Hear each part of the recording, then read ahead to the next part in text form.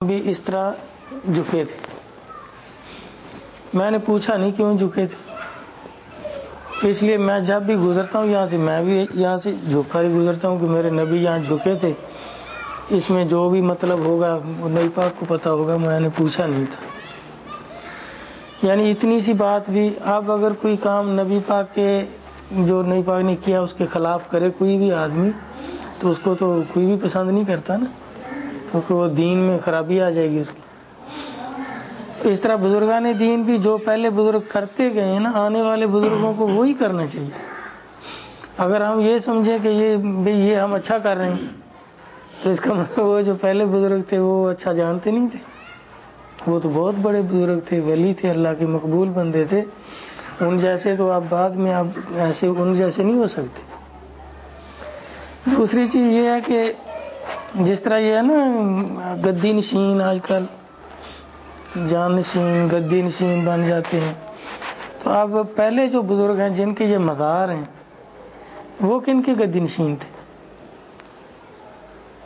جیسے خواجہ نور محمد صاحب ہیں، یہ کن کے گدی نشین تھے؟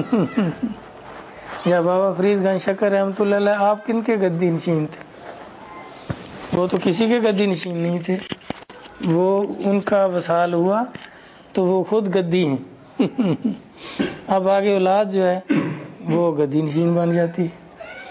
حالانکہ آپ کے والد پیر نہیں تھے خواجہ صاحب کے، آپ مرید ہوئے ہندوستان میں جا کے، وہاں سے جب آپ کو خلافت ہوئی ہے تو آپ پیر ہو گئے. اب آگے جو ہے وہ گدی نشینی چل پڑتی ہے. تو گدی نشین اصل سے کیا ہوتا ہے؟ اصل میں نا یہ مجاور ہوتے ہیں. ہاں مجاور ہیں کہ پیر کے جو مرید ہیں، سلسلے کے لوگ ہیں، وہ آئیں تو ان کا بندوبست کریں، کھانے کا، پینے کا، رہنے کا، عرس کا انتظام کریں. کیونکہ وہ لوگ جو ان کے مرید ہوئیں گے وہ تو آئیں گے نا بعد میں بھی، مزار پہ بھی آئیں گے، تو وہ ان کا انتظام کریں. لیکن ہمارے لوگوں کی بدقسمتی یہ، ہم ان کو پیر بنا لیتے ہیں، ان کے بیعت ہونا شروع ہو جاتے ہیں. وہ انتظامیہ ہوتی ہے وہاں کے آنے جانا میں ان کے لیے. ہاں، حالانکہ وہ پیر نہیں ہوتے. کیونکہ دیکھیں آپ جتنے بھی داتا صاحب، اب کتنی بڑی گدی ہے، تو آپ کس کے گدی نشین تھے؟ خود آپ تو پیر تھے بھائی. اسی طرح بابا فرید گنج شکر رحمۃ اللہ علیہ، وہ کن کے گدی نشین ہیں؟ آگے گدی نشین ہیں جو دیوان صاحبان ہیں، سارے گدی نشین بنتے ہیں. اسی طرح یہ ولایت اور نبوت یہ وراثت نہیں ہوتی کہ پیر کا بیٹا، نبی کا بیٹا نبی ہوا ہے کبھی؟ نوح علیہ السلام کا بیٹا دیکھو کافروں کے ساتھ غرق ہوا ہے، اپنے باپ کے نقش قدم پہ نہیں تھا. اب نقش قدم تو اسی کو کہتے ہیں نا، جو کچھ وہ کرتے تھے وہی کچھ آنے والا بھی کرے. پھر تو وہ ان کے وہ نقش قدم کے اوپر چل رہا ہے. اگر پہلے کچھ کرتے تھے آنے والا کچھ اور ہی کر رہا ہے، تو وہ اس کو تو نقش قدم پہ بھی نہیں کہہ سکتے. اب جیسے دیکھیں یہ گورنمنٹ میں ایک آدمی ملازم ہوتا ہے نا، اب اس کا بیٹا اگر وہ ڈگری اس نے نہیں لی جو اس کے باپ کے پاس تھی، تو گورنمنٹ اب اس کے باپ کی جگہ اس کو ملازم رکھ لے گی. ایک ایس پی ہوتا ہے نا، اس کا بیٹا اگر نہیں پڑھے تو گورنمنٹ اس کو ایس پی رکھ لے گی کہ بھی اس کا باپ بڑا اچھا انتظامی تھا، بڑا کنٹرول رکھتا تھا، چلو اس کی وجہ سے اس کے بیٹے کو بھی رکھ لیں. جب ظاہرہ حکومت نہیں رکھتی، ایسا کام نہیں کرتی، تو یہ تو روحانی حکومت ہے بھائی اللہ تعالیٰ کی. اس میں بھی یہ نہیں ہوتا کہ اس کا باپ پیر تھا تو اب بیٹا بھی پیر ہے، یا باپ نبی تھا تو بیٹا بھی نبی ہے. یہ تو اللہ کے منتخب لوگ ہوتے ہیں، اللہ منتخب کرتے ہیں جن کو، وہ بنتے ہیں پیر. تو آج کل یہ سارا یہ اکثر بہت روا یہی ہے. اب انہوں نے دیکھیں جیسے خواجہ نور محمد صاحب نے تو اپنے بیٹوں کو خلافت نہیں دی، سلیمان توسیع رحمۃ اللہ علیہ کو دی، جبکہ وہ آپ کے بیٹے نہیں ہیں. اور سلیمان توسیع رحمۃ اللہ علیہ نے سیال شریف والوں کو دی، فون کی اولاد نہیں. اور سیال شریف والوں نے پیر میر علی شاہ صاحب کو دے دی، جبکہ یہ جاٹ ہیں، سیال جاٹوں کی قوم ہے اور وہ سید ہیں. اور میر علی شاہ صاحب نے کسی کو دی ہی نہیں آگے. اب میں کوئی آدمی کامیاب ہی نہیں ہوا، کس کو دے دوں؟ تو ان کا سلسلہ اب آگے ان کے بھی گدی نشین ہے. ایک فوت ہو گیا، دوسرا بیٹھ گیا، بلکہ کئی بھی ہیں. اب تو یہ پھر ان میں وہ کام نہیں رہے گا. جب بزرگی اس جیسی نہیں رہے گی نا پہلے بزرگ جیسی, تو پھر اس والے کام بھی نہیں رہیں گے. اس جیسے معمولات جو ہیں وہ بھی چینج ہو جائیں گے. لیکن ہم لوگ لکیر کے فقیر ہیں, اور لکیر کے فقیر بھی ایسے ہیں کہ لکیر پتہ نہیں کدھر کو جا رہی ہے, ہم دوسری طرف کو فقیر ہو جاتے ہیں. لکیر مشرق کی طرف جا رہی ہے نا, ہم مغرب کی طرف جا رہے ہیں اور کہتے ہیں ہم لکیر کے فقیر ہیں. بھائی لکیر تو ادھر ہے ہی نہیں جس کے فقیر بنے ہوئے, جدھر لکیر تھی اس پر چلو. حالانکہ یہ صحابہ کی ہے یہ مثال کہ جب غزوہ خندق ہوا تھا نا, تو خندق کھود رہے تھے, تو سرکار نے ایسے لکیر لگائی تھی کہ یہاں خندق کھودنی ہے. تو ایک جگہ نا بہت سخت چٹان آ گئی, وہ ٹوٹتی نہیں تھی, گینتیوں سے بھی نہیں ٹوٹتی تھی. سلمان فارسی رضی اللہ عنہ کی وہ جگہ تھی. تو دوسرا جو آپ کا ساتھی تھا اس نے کہا جی یہ تو بڑی سخت ہے, تھوڑا ادھر سے نہ کر لیں اس کو, چٹان کو چھوڑ دیں, ادھر نرم زمین ہے, ایسے کھود لیتے ہیں. کھودنی تو خندق ہی ہے نا, جتنی گہری کرنی اتنی گہری بھی کر لیں گے, اس کو تھوڑا ایسا ٹیڑھا کر کے ایسے کر لیتے ہیں, آسانی ہو جائے گی. یہ چٹان ٹوٹ نہیں رہی ہے. تو انہوں نے کہا بھائی سرکار سے عرض کرتے ہیں, اگر سرکار فرما دیں گے تو ادھر سے کر لیں گے, ورنہ ہم تو ہیں لکیر کے فقیر. جدھر نبی پاک نے لکیر لگائی ہے نا ادھر سے ہی کھودیں گے.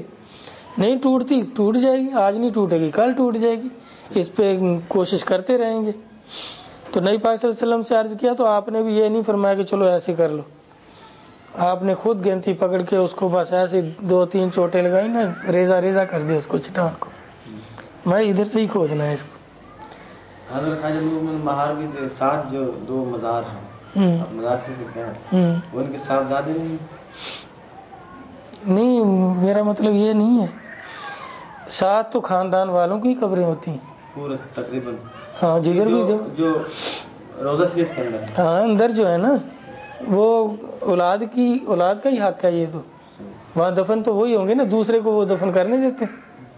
جب اولاد ہوگی وہ دوسرے کو کب اجازت دے گی کہ تو ادھر دفن ہو جا, وہ تو ایرے کے اندر بھی نہیں کرنے دیتے. ہاں نہیں کرنے, وہ ان کے اختیار کی بات ہے نا. جو گدی اب بھی جو گدی نشین ہے اس کی اجازت کے بغیر کوئی نہیں دفن ہوئے گا, وہ نہیں کرنے دیں گے کہ ادھر نہیں کرو, ہماری جگہ ہی ہے. جیسے آپ کا رقبہ ہو یا آپ کا گھر ہو, کوئی ہمسایہ جو ہے اپنا مردہ کہ آپ کے گھر میں دفن کر دوں, کرنے دیں گے آپ؟ تو وہ بھی ان کا گھر ہے نا, وہ کیوں کرنے دیں. بلکہ خواجہ صاحب کے جو صاحبزادے تھے نا 2, جب سلیمان توسی رحمۃ اللہ کے عرس کے موقع پہ خلافت ہوئی ہے نا, تو وہ گھر میں نہیں تھے. عرس ہو رہا تھا, وہ شکار پہ گئے ہوئے تھے, شہزادے تھے نا گھوڑوں پہ. جب شکار سے واپس آئے ہیں, شکار تو آج بھی کھیلتے ہیں, وہ تو بھائی بادشاہ جو ہوئے. حالانکہ خواجہ صاحب نہیں کھیلتے تھے. میرے مجھ سے خواجہ کریم بخش نہیں کھیلتے تھے. ہاں وہی بات ہے نا, کہا تو تھا میں دوترے پوتے سب بابا جی اجازت سے شکار تو جل جائے تو جلسو سر نا, آپ خاموش رہے. سانو جلسو سانو اجازت دے تو جلو سر نال شکار تھا. پھر میں نے کیسے دا شکار کرنا, پھر میں نے جانور نا خرگوش, تتر, بٹیرے, مچھلیاں, میں جانور کا شکار نہیں کرنا. سامنے ایک افغانستان تو پٹھان ہی کافی دیر اتری ہے خدمت واسطے, وہ سامنے کریں نظر گھمائیں تو پھڑکاں بھاگ گیا, وہ شکار کیا گیا. رحمت مر گیا نا زندہ, بلکہ وہ چیز نہیں رہی, پاگل تھی گیا. کافی دیر بعد میں اٹھی, مسجد شریف رہنا ہے, حجرت شریف سے باہر بیٹھا رہنا ہے. کیا راز ہے انہیں پتا, ٹھیک تھی کہ لاہور کاروبار کر لیتا ہوں, ہونا رہ جانا زندہ.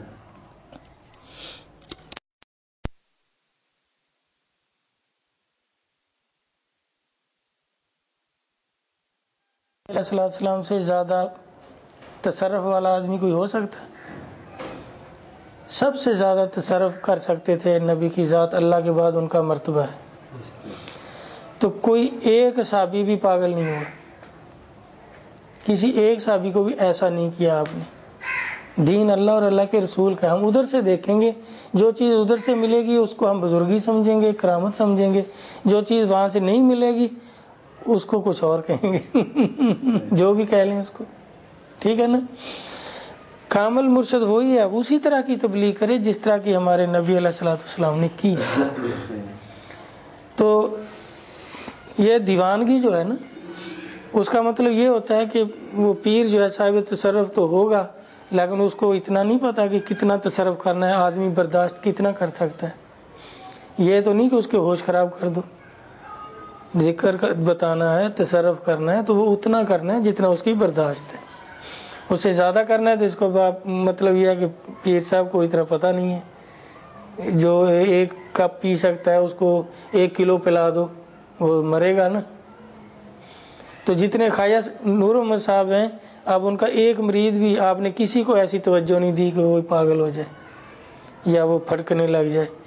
یہ اس طرح کی چھوٹی چھوٹی جو باتیں ہیں نا، جس کو ہم بہت بڑی سمجھتے ہیں، حالانکہ یہ کوتاہیاں ہیں، گناہ تو نہیں کہتے ہم، نہ یہ کہتے ہیں کہ جی وہ ایسے تھے ویسے تھے، ہمیں کیا پتا اللہ کو کون مقبول ہے۔ لیکن ہم ایک مثال آپ کو بتاتے ہیں، جب دیکھیں اسلام ہندوستان میں آیا ہے نا، لوگ مسلمان ہو گئے، اب یہاں سب لوگ بھینس کا دودھ پیتے ہیں، گوشت کھاتے ہیں۔ یہ جانور بھینس جو ہے یہ عرب میں نہیں ہے، تو یہاں مسئلہ پیدا ہو گیا کہ اب یہ بھینس جو ہے یہ حلال ہے یا حرام ہے، اس کا دودھ پئیں یا نہ پئیں۔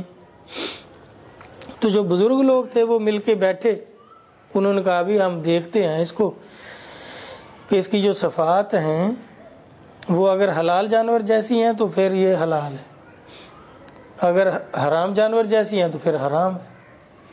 تو وہ دیکھنا شروع ہوئے، اس کو منہ سے دیکھا، منہ سے شروع ہوتے نا ایسے پیچھے کو کبھی اس کے اوپر والے دانت نہیں ہیں، نیچے والے ہیں، تو گائے کے بھی اوپر والے دانت نہیں ہیں، نیچے والے ہیں، اس کی بھی 2 آنکھیں ہیں، یہ چارہ کھاتی ہے، جگالی کرتی ہے، گائے بھی چارہ کھاتی ہے، جگالی کرتی ہے، اس کے بھی سینگ ہیں، اس کے بھی سینگ ہیں، اس کے جسم پہ بھی بال ہیں، اس کے جسم پہ بھی بال ہیں، پیچھے کو آتے گا اسی طرح، یہی بچہ جانتی ہے، وہی بچہ جانتی ہے، وہ بچے کو دودھ پلاتی ہے، یہ بھی دودھ پلاتی ہے، اس کی بھی دم ہے، اس کی بھی دم ہے، اس کے بھی 4 پاؤں ہیں، اس کے بھی 4 پاؤں، وہ بھی ایسے پھٹے ہوئے ہیں، یہ بھی ایسے پھٹے ہوئے۔ کبھی اس میں سب صفتیں جو ہے نا حلال جانور والی ہیں، گائے سے ملتی ہیں، گائے حلال ہے، یہ بھی حلال ہے، کیونکہ گائے کا ذکر قرآن پاک میں بھی ہے، حدیثوں میں بھی ہے، بکریوں کا، بھیڑوں کا، یہ سب جانوروں کا ذکر تھا، لیکن بھینس کا ذکر نہیں تھا،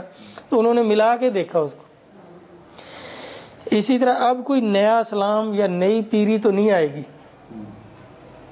1400 سال سے آ رہا ہے اسلام، اسی وقت سے سرکار کے بعد سے سب بزرگان دین آ رہے ہیں، اولیاء کرام آ رہے ہیں، انہوں نے ادھر دین پھیلایا، یہاں نئی پاک نہیں تشریف لائے، ولیوں نے تبلیغ کی ہے، اور ہمارے سامنے مستند بزرگ وہی ہیں جن کے یہ بڑے بڑے مزارات ہیں، جن کے سلسلے ہیں۔